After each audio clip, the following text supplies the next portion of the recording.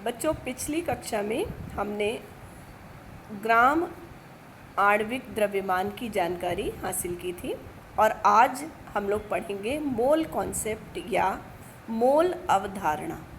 और mole concept आपको बता दें कि ये न्यूमेरिकल के लिए बहुत इम्पॉर्टेंट है।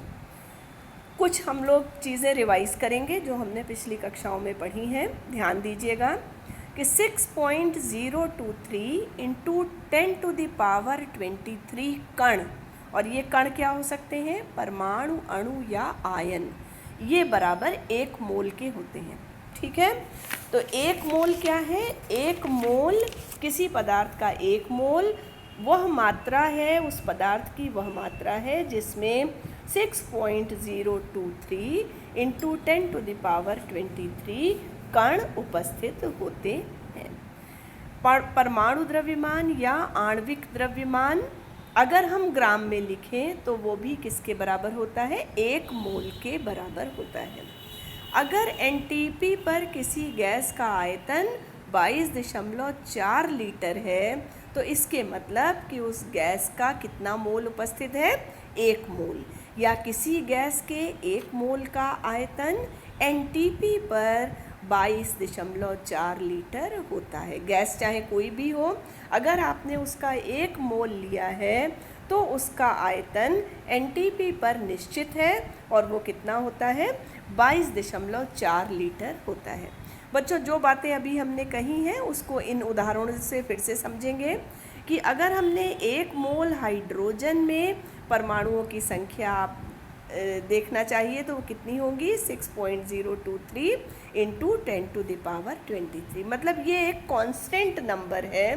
संख्या का जो ये जो संख्या है ये निश्चित है, एवोगैड्रो संख्या है ये, और ये निश्चित है।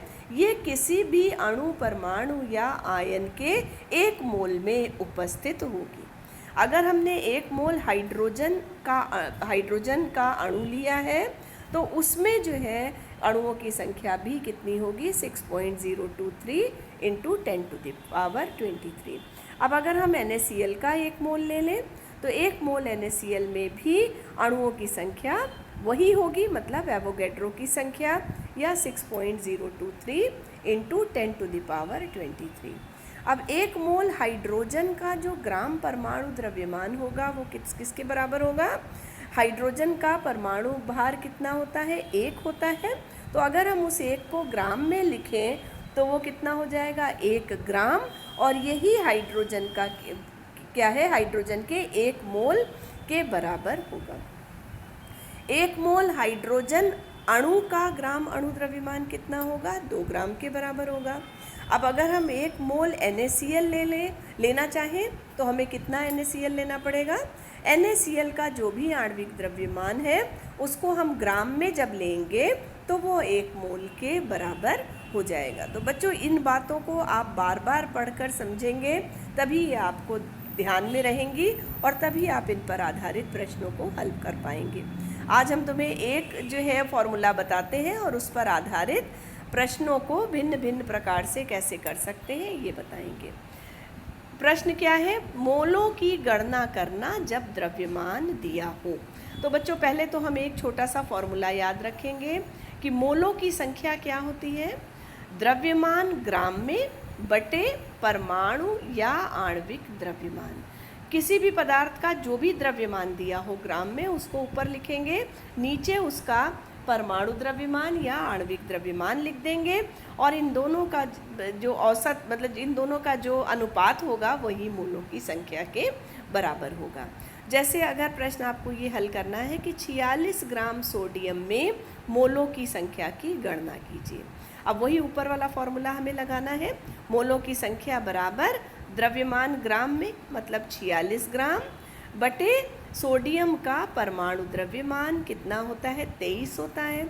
तो 46 बटे 23 बराबर 2, मतलब 46 ग्राम सोडियम में मोलों की संख्या कितनी हो जाएगी? 2 मोल होगी। इसी तरह 9 ग्राम जल में मोलों की संख्या कितनी होगी?